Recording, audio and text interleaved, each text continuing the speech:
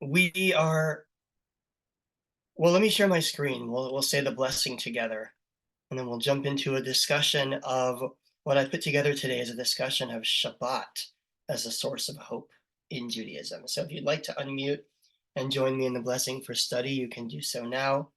Baruch atah Adonai Eloheinu Elohim melech haolam, asher asher kidshanu b'mitzvotav mitzvotav v'tzivanu la'asok b'divrei.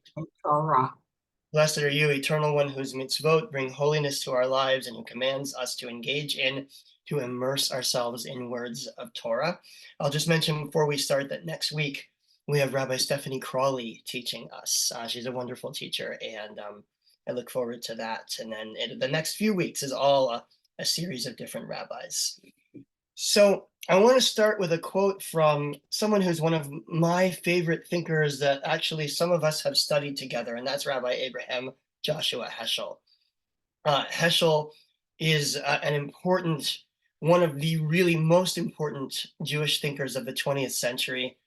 Comes out of a Hasidic background, was born in Warsaw, actually, and Heschel was supposed to be a Hasidic Rebbe. He was next in line, actually, of several Hasidic dynasties. He's descended from a number of great Hasidic thinkers, and he was a genius and was supposed to be a Rebbe himself.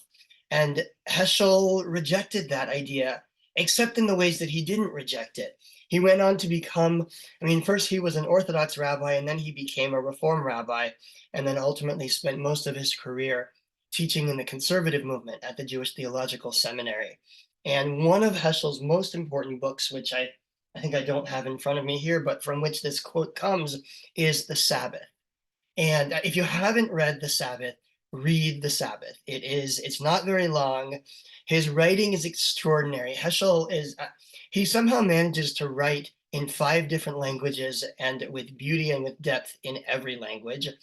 And the reason that this quote jumped out at me is that it contains the word hope. It actually, he will argue that Shabbat is a source of hope in Jewish life. So I want to read this passage, this paragraph, and then I just want to talk about what he means and whether we agree. So Heschel writes, to set apart one day a week for freedom, a day on which we would not use the instruments which have been so easily turned into weapons of destruction, a day for being with ourselves, a day of detachment from the vulgar, of independence, of external obligations, a day on which we stop worshiping the idols of technical civilization. I lost my place. There it is. A day on which we use no money, a day of armistice in the economic struggle with our fellow human being and the forces of nature. Is there any institution that holds out a greater hope for humanity's progress than the Sabbath? So, first of all, this has been slightly adjusted for gender sensitivity because Heschel uses words like man's progress. But other than that, this is just Heschel's words straight from the Sabbath. And I wonder if you can help me to understand, what does he mean when he says that the institution of Shabbat, it holds out greater hope than any other institution for humanity's progress? What does he mean by that? How is Shabbat a source of hope? What does it do for us that is hopeful? David, go ahead. So one of the things about Shabbat that I find interesting within Jewish tradition is I think it may be the first time in human history where it encourages rest. Like even in the context when people had slaves, there's the commandment to even let your slaves and even your animals to rest. So it's almost the beginning of the first human rights and animal welfare considerations. Okay. Yeah, Shabbat is very much it's very much built around dignity, right? In the Ten Commandments, when it talks about Shabbat, it says, and David, as you point out, that you should rest and so should your servants rest and so should your animals rest. There's this notion that we are all entitled we are all entitled to dignity, which I think moves us toward this notion of hope. By the way, I forgot when we started to ask you to please put your names and your locations into the chat so we can get to know each other. So please take a minute and do that. And meanwhile, Bob, go ahead. What's your thought on this? Well, I think that a very important word here is institution. And this certainly ties with an understanding that I've gotten through my work with you, Rabbi, about what's going on here in the relationship between Hashem and humankind. And what counts here is not actually the Shabbat itself or the Ten Commandments that we're going to read this week or any of the stuff. What counts is our buying into it, our acceptance of it. And it's our attitude and our behavior, and theoretically how that's been changed by belief in one or another religion, but it's our attitude that matters, and it's our willingness to take this one day out of 7 to behave differently that is the institution that counts here. Yeah, so if I can reframe, or if I can say back what I think I hear you saying, Shabbat changes us. Shabbat, it requires an act of commitment, an act of, in modern language, what we would sometimes call mindfulness in us, right? Which I think helps elevate us. And we'll see actually later on, if depending on how many of these texts we get through, the notion that our souls are elevated on Shabbat somehow. And so I think there is built into Shabbat a notion that we have the capacity to be better versions of ourselves. And as we'll see again in a moment, because we're going to look at this idea of Shabbat as me'ein olam haba, a taste of the world to come. Shabbat is a taste of a better world, which gives us, I think, a taste of a better version of ourselves. And Bob, I really appreciate that message of empowerment, the message of responsibility, that Shabbat's not only about what you can do and can't do, it's about the choice to sanctify a moment of our lives. Susan, go ahead, and then Dennis, and then Lauren. Lots of hands, and then we'll move on to a song that I want to sing for you. Okay. Years ago, I was at Saturday morning services, and the rabbi asked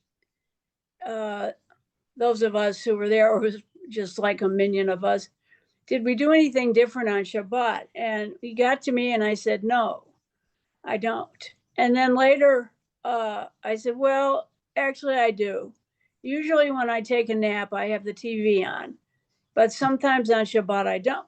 Well, unfortunately, I sort of need that kind of noise, but to fall asleep. But what this says to me is that it is an obligation, an internal obligation, to stop your internal madness, to give yourself a ceasefire from everything, literally and mentally and metaphysically, I guess, that goes on in your brain all the time, the hustle and bustle of your life, your internal life and your external life. And that having had that opportunity, which should lead to reflection, then there is hope for our progress. Yeah, I love that. And I would add to that I think Shabbat is practice choosing. It is a reminder that we can make different choices. When I was a kid, I used to have a friend, his name was Steven, and they would turn the lights on and off with their chins on Shabbat. I can picture him turning a light switch on with his chin like this. I don't know if anybody's ever heard of that. I had never heard of such a practice.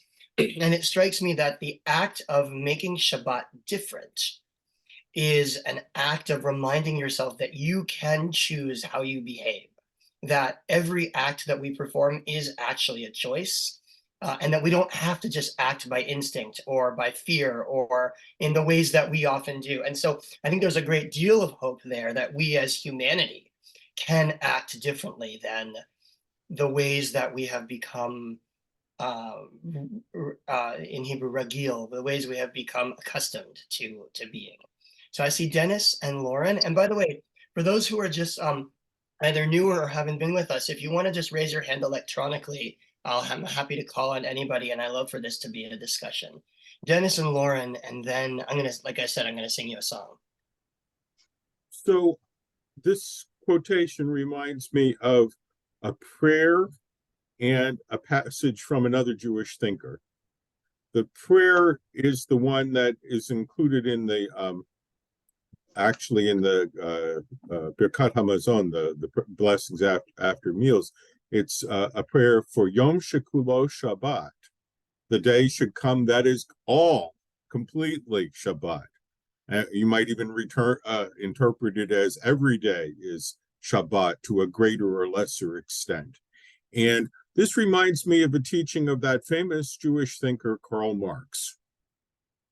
Karl Marx wrote, and this is not the mainstream of his thought, but it was an important side comment that under capitalism, you define yourself essentially by what you do, and you're a hunter, a fisher, a literary critic, or a factory worker.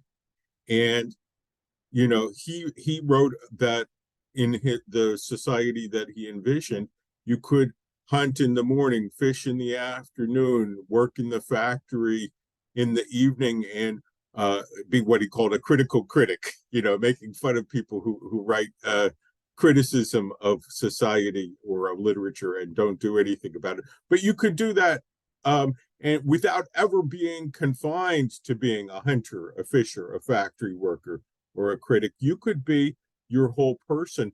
And I think it's important, and I wonder if Heschel would agree with Marx that there's only a limited amount that we can do as individuals to achieve that, and that really this is a hope for a different kind of society than we live in.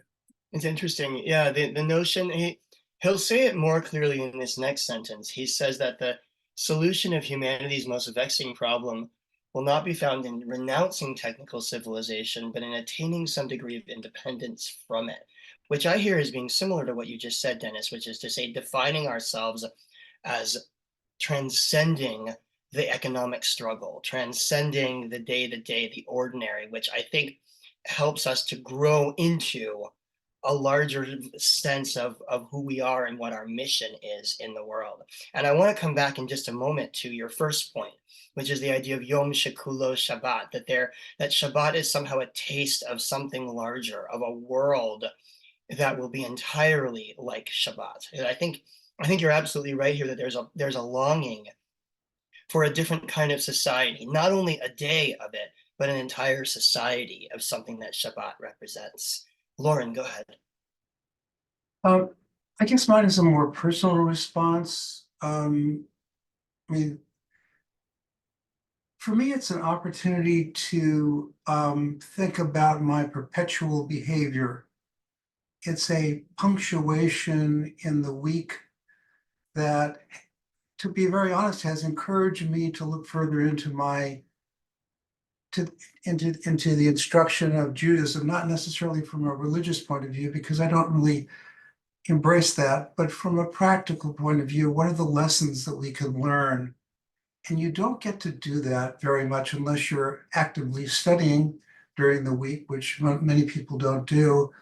But it's an opportunity to stop the consistent behavior that you're used to and sit back and think about other things. And I do that. I mean, I've done that for a number of years. I haven't really identified it as such, but I think that one of the nice things, I mean, it's biblical, I guess it's a reward for creation. I mean, there was all this creation that happened in the 6 days, and the seventh day there was rest.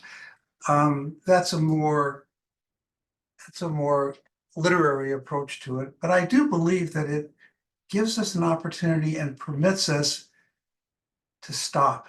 And we don't get a lot of that permission normally in our society because there's so much demand on all of what we're doing and the time that we have. Absolutely. Yeah, there's a famous story about the Jewish piano player Arthur Schnabel, who was asked how do you handle the notes so beautifully? And he said, the notes I handle no better than anyone else, but the pauses between the notes is where the art resides. And so I think Shabbat is that pause between the notes where we're so busy living our lives, just rushing forward, getting things done, ticking things off our to-do lists. It's hard to stop and take time to think about you and your values and your best self. And Shabbat, at least in theory, is a sort of a weekly forced opportunity to do that. I promised you I'd sing for you.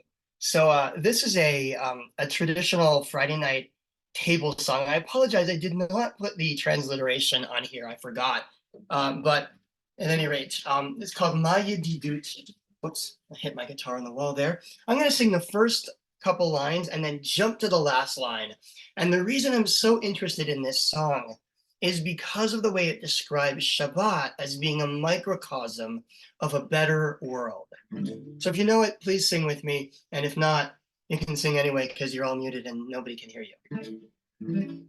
Ma'yedidut menuchatek ad Shabbat hamalka v'chen nerutz likratek bo'ichna ha'nesucha levush bigdei chamudot להדליק נר בברכה ותחל כל העבודות לא תעשו מלאכה. I'm going to jump all the way to the end here, to the last line, last verse.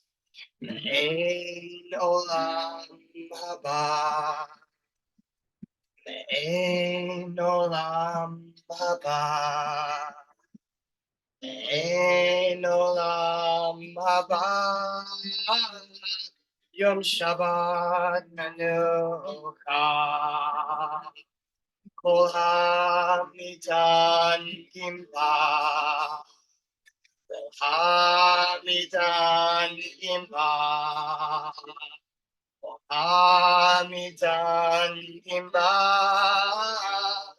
yizku lerov simcha. I won't go on, but you get the idea. Anybody know this song? Nobody? It's a good one.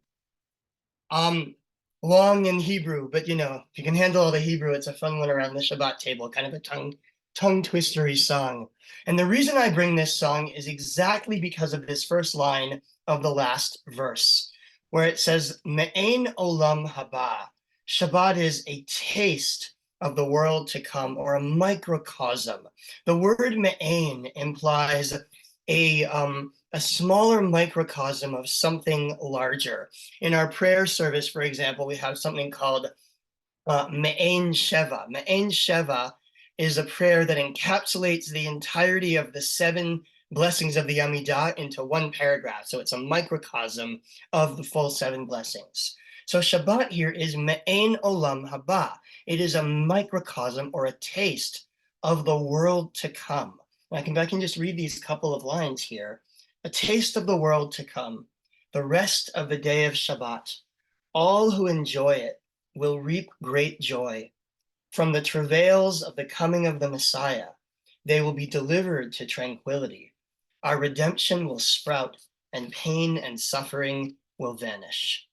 So let's talk about this idea of Shabbat as Me'ein Olam Haba. What does it mean? And I think Dennis started to hint at this. What does it mean to say that Shabbat is a taste of, or a microcosm of, the world to come? How would you define that? What would you say about that? Olivia, go ahead. Hey, I'm not necessarily ready to answer the question you just posed, but I think while saying, I kind of recall this idea where it said that if Israel properly observes Shabbat twice, right, that Mashiach will come. And I think it's sort of this this idea works in two ways, I think, because it's this idea, right? If we like, does that really, is this what induces that action? Like, does these actions induce this, or are these actions part of what, right, a world of peace looks like? And is this just part of the components that we need to set in place to make that happen? I thought, yeah, that's sort of what that reminded me of. It's a great tradition to bring up. This is an old Talmudic tradition that says if Israel were just observed 2 Shabbats properly together, all together, then the Messiah would come. We already did one. We did the first one at Mount Sinai, and now we're just waiting for the second one, right? Any day now, as soon as all the Israelites observe Shabbat all together, Mashiach will come, the Messiah will come. Now, I'm a Reformed Jew. I don't believe in a literal Messiah. But this tradition, I think, is really interesting to say that somehow Shabbat, the observance of Shabbat, helps us to bring about a messianic time, helps us to bring about the coming of the Messiah, or the tikkun of the olam, if you will, right? The repair of the world. That Shabbat is, in that sense, actually a tool toward bringing out about the repair of the world. And maybe that happens through what we were talking about earlier, our capacity to stop and to consider and to think about how our values match our actions. Bob, go ahead. This reminded me of the also, I think, Talmudic story, and I don't remember which 2 rabbis were having this discussion. It's just before dawn, and they're walking in the dark, and one says to the other, how will we know when, in our terminology, the Messianic era is starting? When will we know it has arrived? And the other one answers, you see that little bit of light there on the horizon, that little bit that tells you dawn is coming? That's it. That's all that will happen, that we will know that the time has come. Well, maybe Shabbat is a little bit like that. Yeah. Shabbat as being a microcosm, right? As being sort of a taste of, and when you get a taste for something good, you want more of it. You want to create or go out and find or somehow bring about more of it. And so in that sense, maybe Shabbat is intended to help to encourage us to want to make more of Shabbat. And this is what Dennis was talking about earlier, that Yom Shekulo Shabbat, a day that will be all Shabbat. In other words, a time in the future when Shabbat will be not just one day, but everything will be Shabbat. It'll be all a better world. By the way, do you know the joke, Bob? Your story reminded me of a joke about the beggar who needed a job. So the town set him up as the watchman of the Messiah. His job was to stand outside the gate and to watch for the Messiah. And if the Messiah ever came, he was supposed to let everyone know that the Messiah came. And so, people are walking in and out the gate and asking him, how's the new job? How's your work? How are you enjoying it? And he always answered the same thing. It doesn't pay very well, but it's steady work. So, of course, the Messiah is the messianic time, the repair of the world is always in the future, right? It's never really here. There's never, at least I believe, there's never really a time when the world has been fully perfected. And yet Shabbat holds out this hope, helps us to hold out this hope that we can make it a little better, that we can be inspired to make it a little better. This is from Rafi Allenson, who's a rabbinical student, might be a rabbi by now, I don't know, I just found it on a website. And Rafi writes, in classic Jewish literature, Shabbat is considered to be a taste of the world to come. It is a whole day dedicated to imagining and acting out the peace that will come in the end of days. Some Jews eat luxurious meals or go on long walks unencumbered by worldly responsibilities, and some spend quality time with loved ones.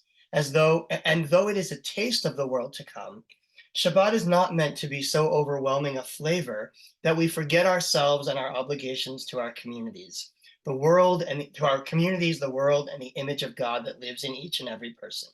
But it is a reminder that a better world is always possible.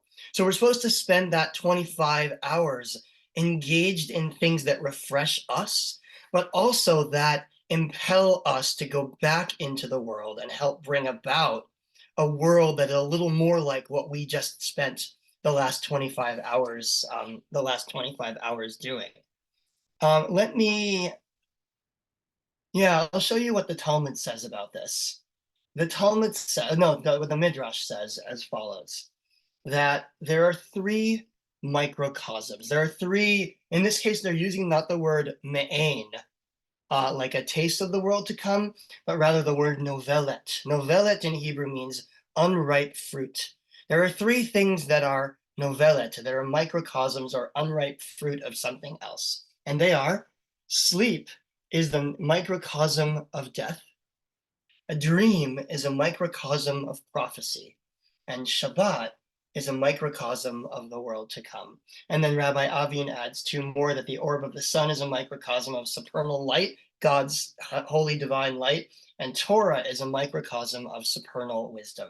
So in each of these cases, each of these things is a smaller version of something larger. And I'm especially struck by this notion of a dream as being a microcosm of prophecy, that a dream is somehow the unripe version of prophecy, or the unflowered version of prophecy, right? That it gives you a little taste of something that is much larger, maybe much more ethereal, much harder to attain, but it gives you a little taste of that. So Shabbat then becomes the same, a world to come. I mean, a messianic world, a perfected world, a world that's, that's all that is the fulfillment of all of our dreams. Is that even possible?